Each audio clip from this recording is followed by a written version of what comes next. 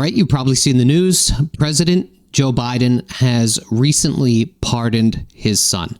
I'm going to share a video with you guys, and then what we'll do is I'll give you my opinions of this entire thing. So let's get into it. Decided to pardon his son, Hunter. Yeah, the president's son was facing possible jail time for gun and tax convictions before the pardon, which is something Biden previously said he wouldn't do.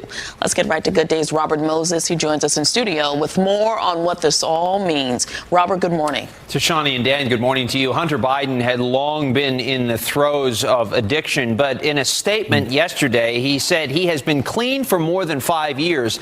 Now he has a clean slate, thanks to his father, who, after insisting he would not pardon him, made a jaw-dropping reversal.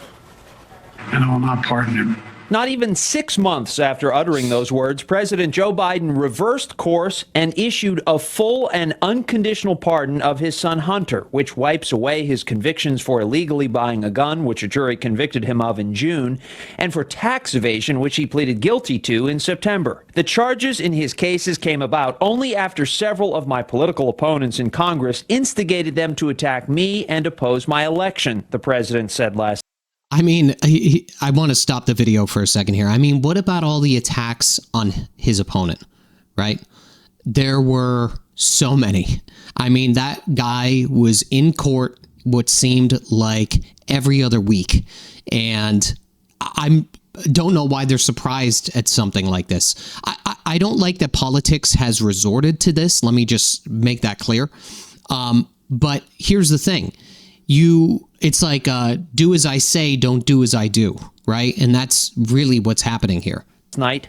No reasonable person who looks at the facts of Hunter's cases can reach any other conclusion than Hunter was singled out only because he is my son, and that is wrong. In his own statement, Hunter Biden said, "I have admitted and taken responsibility for my mistakes during the darkest days of my addiction, mistakes that have been exploited to publicly humiliate and shame me and my family for political sport. I will never take the clemency I have been given today for granted and will devote the life I have rebuilt to helping those who are still sick and suffering." President-elect Donald Trump called the pardon such an abuse and miscarriage of justice, and he invoked the rioters who stormed the Capitol on January 6th, 2021, at least some of whom he has promised to pardon. Hunter Biden's pardon came one day after President-elect Trump announced his pick for FBI Director Kash Patel, who has vowed to exact revenge on the president-elect's foes. This is hardly the first time an outgoing president has pardoned a relative. Bill Clinton did so for his half-brother Roger, which erased drug offenses, and President-elect Trump pardoned his son-in-law Jared Kushner's father, Charles, for tax evasion and other offenses. On Saturday, the president-elect nominated Charles Kushner to be U.S. ambassador to France. What's unique here is that Hunter Biden's pardon follows strenuous denials from both the president and the White House press secretary that such a plan was in the works. I've been very clear. The president's been very clear when we've been asked this question. And now a reversal. President Biden granted clemency to his son for any offenses, quote, he has committed or may have committed or taken part in during the period from January 1st, 2014 through December 1st of 2024. So that's nearly an 11-year period. And that wording, those dates, appear to head off any potential prosecutions in the future. So that's significant. Dan and Tashani, back to you. Here's my opinion on this, if you want it. So first of all, I'm a father, right? And if I were in the same position as Joe Biden was, I'm not sure exactly what I would do. All right. I'll be honest with you guys. I think I would potentially pardon him as well. But again, I'm not in that position. However, I think with that being said, I think that the reason that people are upset about this is because the administration, including Joe, he has denied that he would do that for months. I mean, it's been months and months and months, and he denied it. And I think that's just a reflection of some levels of political gain, in my opinion, where he's saying what people want to hear to some capacity, because I think if he said he would pardon them, I think during his campaign, I think that what would have happened was that would have really blown up in his face to some capacity, right? I think that would have been a bad look. And I think maybe perhaps what Joe was saying, I think that may have just been somebody else coaching him to say that he's not going to do that in order to preserve his position as running again for presidency. That's my opinion. I think Joe always probably, look, I'm a dad, right? You guys watching, you may be, fathers out there as well. I think that Joe probably wanted to do that, but it wouldn't have looked good during the campaign trail.